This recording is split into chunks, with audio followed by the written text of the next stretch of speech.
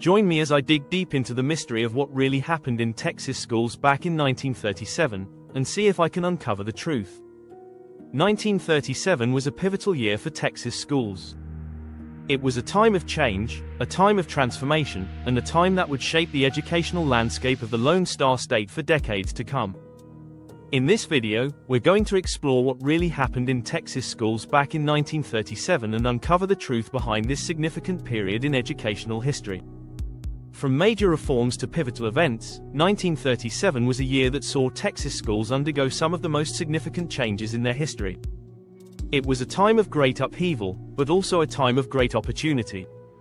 And as we delve into the events of that year, we'll discover just how much of an impact it had on the students, teachers, and communities of Texas.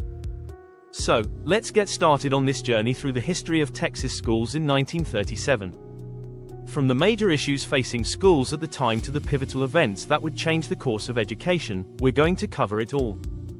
And by the end of this video, you'll have a better understanding of what really happened in Texas schools back in 1937.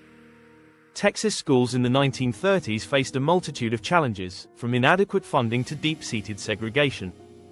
Many schools lacked the resources they needed to provide a quality education, and some students were forced to attend schools that were decrepit and underfunded. It was a time of great inequality, and one that would have a lasting impact on the students of Texas.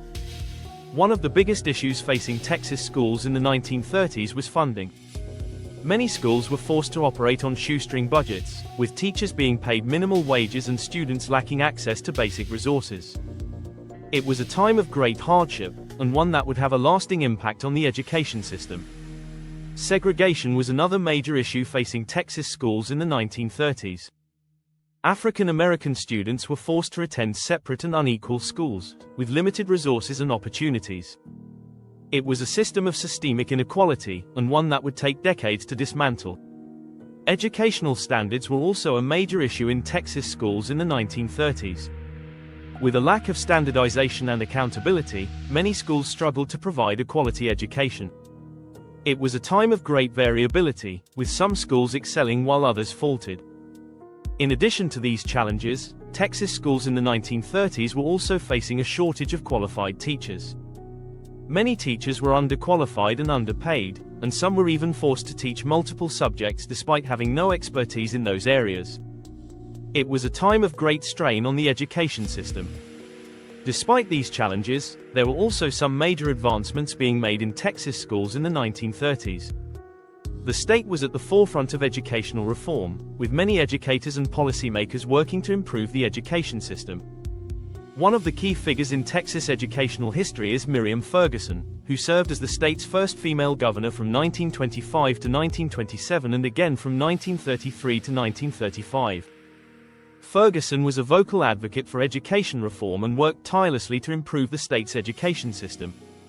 Another important figure in Texas educational history is Homer Price Rainey, who served as the state's Commissioner of Education from 1935 to 1939. Rainey was a strong advocate for progressive education and worked to implement reforms that would improve the education system. The 1930s were also a time of great public interest in education, with many Texans calling for reforms and improvements to the education system. It was a time of great activism, with many educators, policymakers, and community members working together to improve the education system. In 1937, the Texas legislature passed a comprehensive education reform bill that aimed to address many of the state's educational challenges.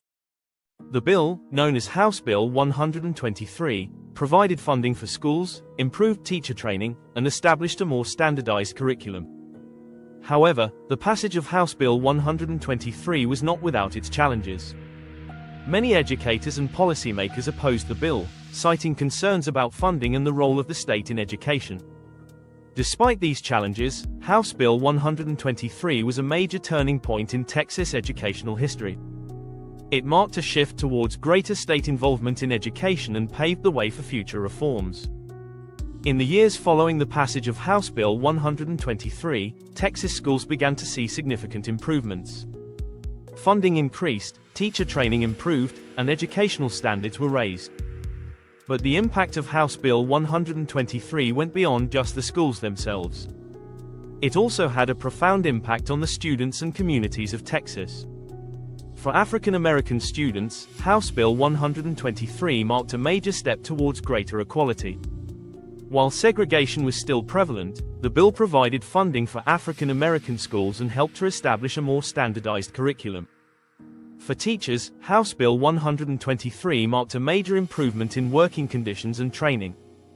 Teachers were finally receiving the pay and respect they deserved, and were able to focus on providing a quality education.